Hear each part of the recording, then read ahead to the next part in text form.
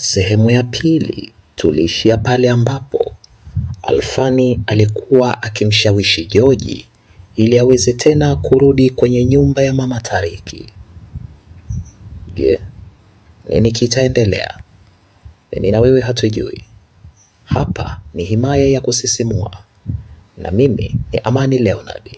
0785 08 2315. Karibu. Basi George alikuwa katika awamu ya pili ya ushawishi kutoka kwa Alfani.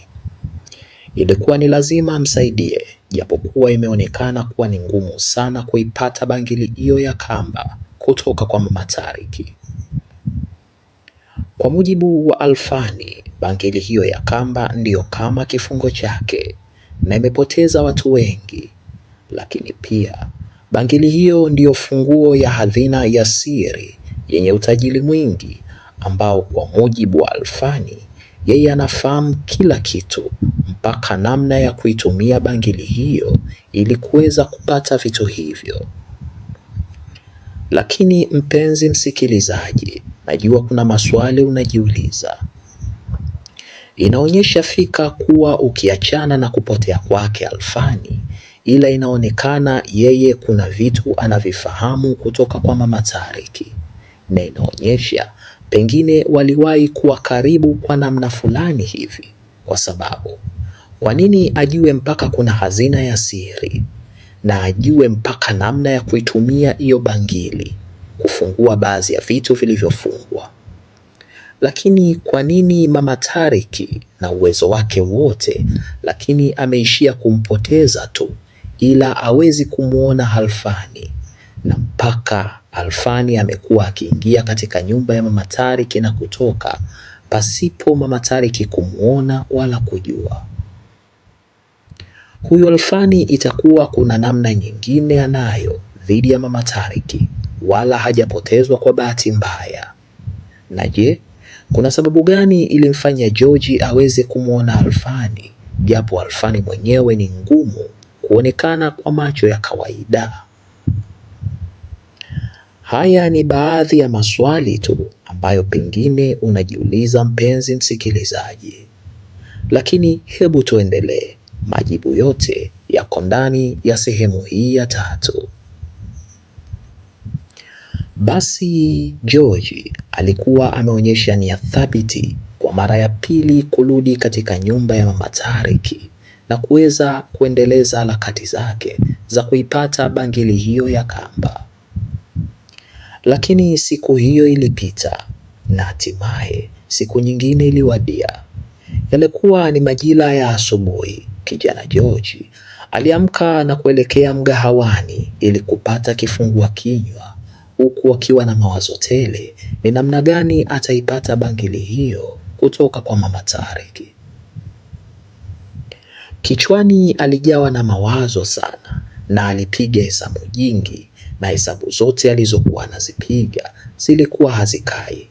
Ukizingatia Alfani aliwahi kumweleza kuwa ile bangili ya kamba huwezi kuichukua kwa kutumia nguvu, kwa sababu bangili ile inapokuwa mkononi mwa Mama Tariki, basi ana uwezo wa kunuizia neno lolote na likakupata. Kwa hivyo lazima uipate bangili hiyo ya kamba bila Mama Tariki mwenyewe kujua kama una mpango wa kuipata bangili hiyo, maana akijua tu umekwisha. Mipango yako na mbinu zako ziwe siri sana juu yake. Hiyo itakuwa ni njia rahisi ya kuweza kuipata bangili hiyo, na wala usitumie nguvu. Akijua atakupoteza. Yalikuwa ni mawazo ya George akipiga hesabu namna gani ataipata bangili hiyo, huku akikumbuka baadhi ya maneno ya tahadhari aliyopewa na Alfani. Basi muda huo alikuwa akielekea mgahawani huku akiwaza hayo mambo. Lakini akiwa njiani kuelekea mgahawani, alistuka kidogo baada ya kuhisi kuna mtu pembeni yake. Lakini alikaa sawa baada ya kugundua mtu huyo ni Alfani. Alishusha pumzi ndefu kisha kuendelea na safari ya kwenda mgahawani. Na hapo Alfani akamuuliza swali Bwana George, mbona kama umestuka? Ina maana bado hujanizoea tu? Alioji Alfani na George akajibu, bila shaka wewe ni rafiki yangu sasa. Nisipokuzoea mapema hata kazi yako itazidi kuwa ngumu kwangu. Aliongea George na kuingia kwenye moja ya vibanda vya kuuza chai na kuweza kupata kifungua kinywa muda huo. Lakini muda huo ambao George alikuwa anapata kifungua kinywa, Alfani alienda mbali kidogo, akatafuta eneo, akaketi chini. Muda wote alikuwa akimtizama George tu anavyopata kifungua kinywa. Haya yalikuwa ndiyo maisha ya Alfani. Hawezi kushika, yeye ana uwezo wa kuketi ardhini tu, na amekuwa ni mtu wa kuona pasipo kuonekana, kuzungumza pasipo kusikiwa. Lakini ni George peke yake ndiye ameweza kuyajua haya yote. Ameweza kumuona na anaweza kumsikia pia. Kuna muda George alikuwa akimtizama Alfani pale alivyokaa, jinsi alivyokuwa mchafu, kakonda sana. Kiukweli kuna muda imani ilimuingia, acha apambane amsaidie. Ni kama roho ya kibinadamu ilikuwa imeshajengeka ndani ya George juu ya Alfani kwa kile anachokipitia. Hivyo akaona basi ni vyema ajaribu kwa bidii yake kama ataweza kumnasua na kifungo hicho kizito cha giza alichofungwa na Mama Tariki. Basi alimaliza kula Bwana George, kisha akaenda mpaka pale ambapo Alfani alikuwa ameketi akimsubiri amalize kupata kifungua kinywa. Basi George akaketi karibu na Alfani na akaanza mazungumzo naye. Hakuna aliyekuwa anajua kuwa kuna watu wawili mahali pale, ila ni George peke yake ndo alikuwa anajua kwamba yuko karibu na Alfani. Basi akiwa pale walianzisha mazungumzo ya hapa na pale, wakiangalia namna gani wanaweza wakatatua baadhi ya mambo. Kuna swali moja George alijaribu kumuuliza Bwana Alfani wakiwa wameketi pale. Hivi Alfani, kwa nini nisikutafutia mganga? Alioji George na Alfani akajibu, kunitafutia mganga ni njia hatari sana ya kujaribu kunisaidia, kwa sababu Mama Tariki anajua kila kitu kuhusu waganga. Na jambo usilolijua Bwana George, waganga wengi ni watumishi wake. Wapo ambao humpatia taarifa juu ya mambo yanayoendelea. Hivyo kwenda kwa mganga inaweza kuwa ni hatari zaidi, kwa sababu kuna uwezo mkubwa wa Mama Tariki kufahamishwa juu ya jitihada zetu, na anaweza kutupoteza kabisa akijua kwamba tuna mpango kinyume na mipango yake. Hivyo mimi na wewe kwenda kwa mganga, hiyo ni hatari kubwa sana kwetu. Aliongea Alfani na akanifanya nishike kichwa na kuwaza. Sasa huyu Mama Tariki yeye ni nani? Mbona anaonekana ni mtu tishio sana na sio mtu wa kawaida kama anavyotazamika. Alikuwa akijihoji maswali hayo George, na kwa mara ya kwanza Alfani aliposikia George akijihoji maswali hayo akatabasamu kidogo. Sisi tunamjua kuwa yeye anaitwa Mama Tariki, lakini kuna mahali yule ni malkia. Aliongea hivyo Alfani akijaribu kuongezea kile ambacho nilikuwa nafikiria, na hapo akanistua kidogo kutoka katika kile nilichokuwa nakiwaza. Malkia? Nilihoji. Aliuliza George, ila Alfani hakutaka kuendelea sana. Alihisi kumwambia mambo mengi George kuhusu Mama Tariki kunaweza kumnyima nguvu ya kuipambania ile bangili ya kamba. George, Mama Tariki hawezi kujua lolote linaendelea katika kichwa chako ikiwa mipango yako yote utaifanya kwa siri. Siri ndiyo kitu muhimu.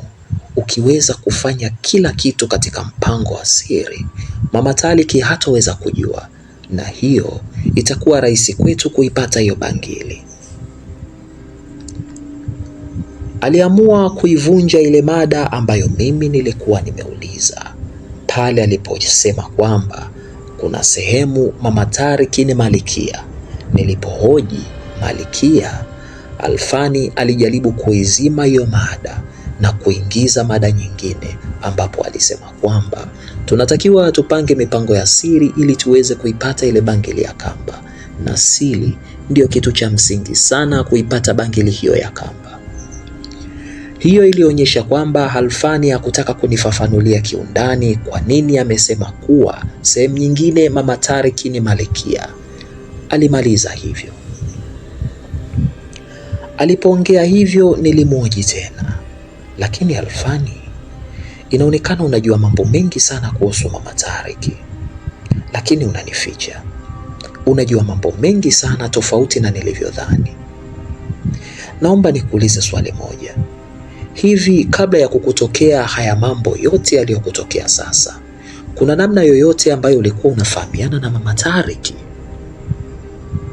Nilijaribu kumhoji Alfani maswali hayo na yeye akajibu kwa kiasi chake tu nilikuwa namfahamu. Lakini George, nitakujuza hayo yote tukimaliza hii kazi. Ndio maana nikakwambia tuipate kwanza hii bangili ya kamba, alafu kuna mambo mengi sana usiyoyajua, niko tayari kukujuza.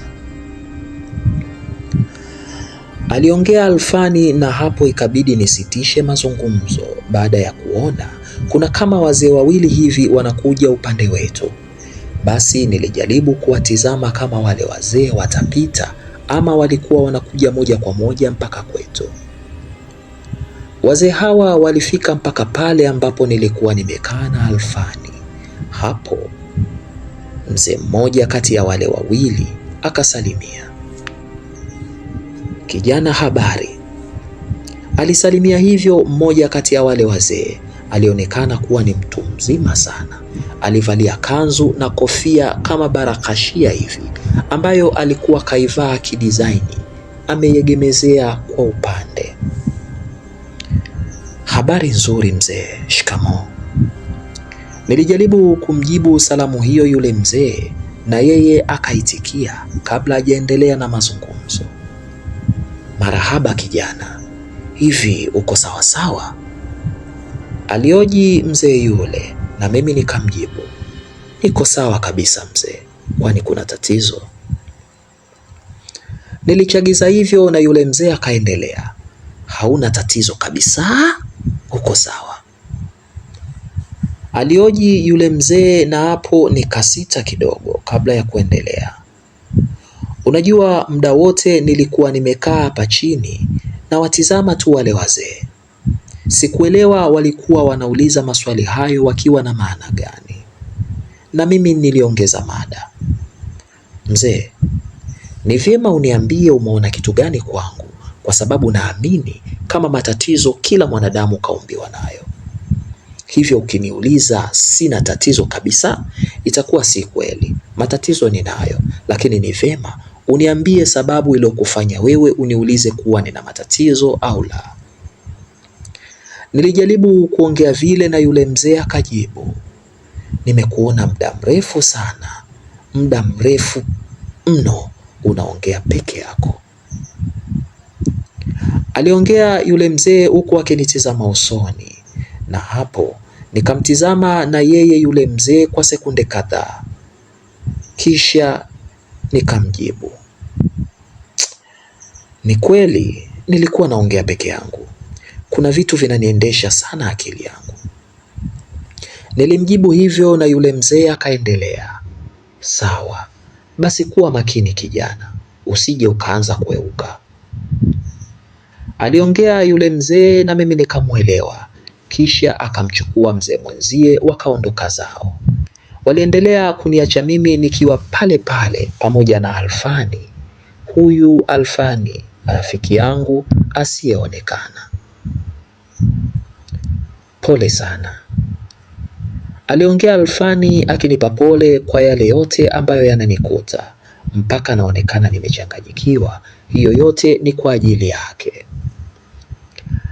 Wakati ananipa pole hiyo, punde yule mzee akarudi tena, japo safari hii alirudi peke yake, ni kama alikuwa kasahau kitu hivi.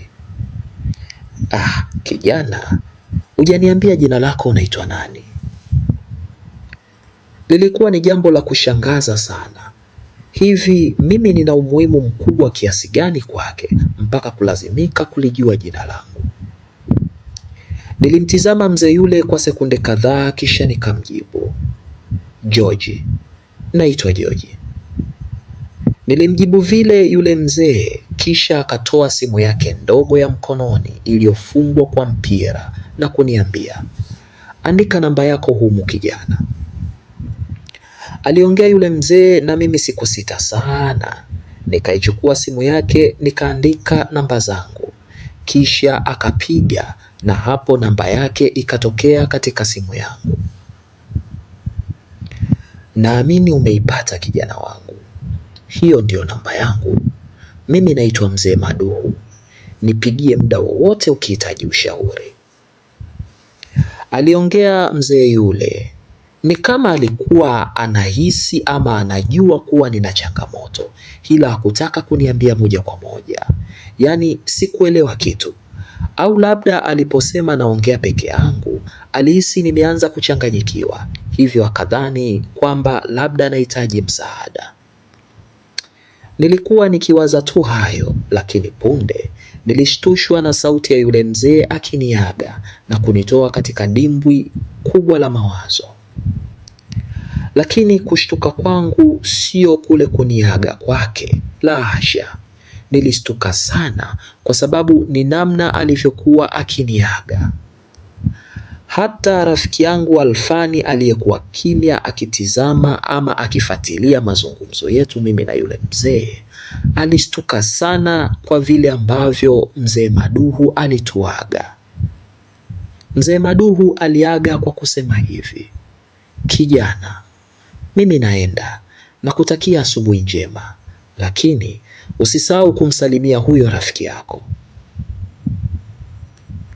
Aliyasema hayo yule mzee, na hapo nilibaki nimepigwa na butwaa. Lakini hata Alfani naye alikuwa ameshtuka sana kwa kauli hiyo. Kijana, mimi naenda na kutakia asubuhi njema, lakini usisahau kumsalimia na huyo rafiki yako. Kiukweli wote tulikuwa tumeshangaa sana. Tulikuwa tumepigwa na bumbuazi kama sekunde kadhaa. Tulisahau hata kumhoji kitu yule mzee. Anaposema rafiki, anazungumzia rafiki gani? Au na yeye ni moja kati ya watu waliofanikiwa kumwona Alfani asiyeonekana? Tulijikuta tumesahau kabisa kuhoji swali hilo la msingi kabisa kwa wakati huo. Basi tulikuja kushtuka, mzee yule ambaye alijitambulisha kama Mzee Maduhu amekwisha kuondoka katika eneo lile na amepotea usoni pa macho yetu. Basi nilimtizama Alfani usoni na yeye akanitizama. Wote ni kama tulikuwa tuna maswali mengi katika vichwa vyetu, maswali haya yaliyokosa majibu. Hebu tuondoke hapa, nilimwambia Alfani, na tukainuka eneo hilo na kurudi mpaka nyumbani kwangu. Basi tulipofika nikakaa nje ya kibaraza changu huku nikiwa na mawazo mengi sana. Safari hii mawazo yalikuwa yameongezeka, maana tayari nilikuwa namfikiria yule mzee. Yule mzee ni nani? Au pengine na yeye ameweza kumwona Alfani, au yule mzee anaweza akatusaidia sana kwa namna moja au nyingine. Niliwaza sana, yule mzee atakuwa ana kitu, sio bure. Unahisi atatusaidia? Wakati nawaza hayo, Alfani alihoji, mimi sijui, ila kwa sababu nina namba yake nitampigia simu, na ni vyema nimpigie sasa hivi. Niliongea nikimjibu rafiki yangu Alfani aliyeniuliza swali kama Mzee Maduhu anaweza kutusaidia, na mimi nikaona njia sahihi ni kuwasiliana naye tu, kwa sababu tayari nina namba yake. Sikutaka kupoteza muda kama nilivyotia nia. Hapo nikainua simu yangu na kuitafuta ile namba, kisha nikapiga. Iliita kidogo tu na punde akapokea. Halo, habari yako kijana? Aliongea mzee yule na mimi nikajibu, nzuri mzee wangu Maduhu. Hapo mzee yule akaendelea, uko sawa kabisa Alfani? Nikamjibu, siko sawa. Nilipojibu hivyo yule mzee akaniambia kitu. Sawa, ulikuwa unasemaje? Aliongea mzee yule, na hapo na mimi nikamjibu, mzee, mimi nina shida sana, na jinsi ulivyokuja na kuongea na mimi muda ule, nahisi kwamba unaweza kunisaidia. Nilijaribu kuongea vile nikionyesha uhitaji mkubwa mbele ya mzee Maduhu, na hapo mzee yule akanijibu, mimi nafahamu fika kuwa wewe una shida kuliko unavyofikiria. Na nilishangaa sana. Mimi nafahamu fika kwamba wewe una shida sana kuliko unavyofikiria, na ningeshangaa sana kama usingenitafuta. Basi sawa, nimekuelewa, ila kwa sasa naomba uniache, nitafute kesho kutwa jioni. Aliongea mzee yule na wala hakuhitaji maneno mengi. Alipotoa kauli hiyo ya kuwa nimtafute kesho kutwa jioni, hapo akakata simu. Nilitoa simu yangu sikioni na kutulia kidogo, huku nikiwaza baadhi ya vitu. Kesho kutwa jioni, sawa, haina shida. Nilikuwa nikiwaza hayo. Nikiwa nawaza hivyo katika akili yangu, sauti ya Alfani ilisikika ikinioji, mipango imekaaje? Alioji Alfani na mimi nikamjibu, amesema nimtafute kesho kutwa jioni, na mimi nitafanya hivyo. Niliongea vile na Alfani akaendelea kuuliza, sasa amekwambia umtafute kesho kutwa jioni. Je, utasubiri mpaka ukaonane na huyu mzee hiyo kesho kutwa jioni, au utaenda kwa Mama Tariki kuipigania hiyo bangili ya kamba leo? Aliuliza Alfani. Alfani ni mtu ambaye alikuwa anatamani kuona mimi muda wote niko eneo la nyumba ya Mama Tariki nikipambania bangili hili ya kamba. Inaonyesha ni mtu ambaye amechoka kabisa kuishi katika kile kifungo. Aliponiuliza vile na mimi nikamjibu, sitoenda kwa Mama Tariki kuipigania bangili ya kamba leo. Nitasubiri mpaka niende kwa mzee Maduhu. Inawezekana mzee Maduhu kuna mambo ya msingi sana atatueleza ya kutusaidia. Nadhani itakuwa vyema mimi niende nikamsikilize kabla sijakurupuka kwenda kwa Mama Tariki sasa. Lakini leo nitaenda kwa Mama Tariki kwa lengo la kumsalimia tu, ili kujifanya niko karibu naye. Hiyo itakuwa rahisi mimi kwenda pale kwake mara kwa mara mpaka mpango wetu utakapokamilika. Nilimfurahisha sana Alfani kwa kuongea kwamba japo sitaenda kuifata ile bangili leo, lakini nitaenda kumsalimia Mama Tariki. Nitaendelea kwenda pale kupiga stori za hapa na pale, tena siku ya leo pia. Lengo ni kujenga ukaribu zaidi na Mama Tariki. Hiyo itakuwa rahisi mimi kuingia na kutoka katika nyumba yake mpaka mpango wetu wa kuipata bangili ya kamba utakapofanikiwa. Je, nini kitaendelea? Hii ni sehemu ya 3. Ungana na mimi Amani Leonard katika sehemu ya 4, sehemu ya simulizi nzuri inayokwenda kwa jina la Kuna Siri ya Kutisha katika Nyumba Iliyojengwa Mwisho wa Mtaa. Huyu mzee Maduhu ni nani? Mbona kama ni moja kati ya watu walioweza kumwona Alfani? Je, Alfani aliwahi kuwa na ukaribu wa namna gani na Mama Tariki mpaka kumjua kiasi hiko? Mimi na wewe hatujui. Ungana na mimi sehemu ya 4. Usisahau kulike, usisahau kusubscribe. Asanteni na kwaherini.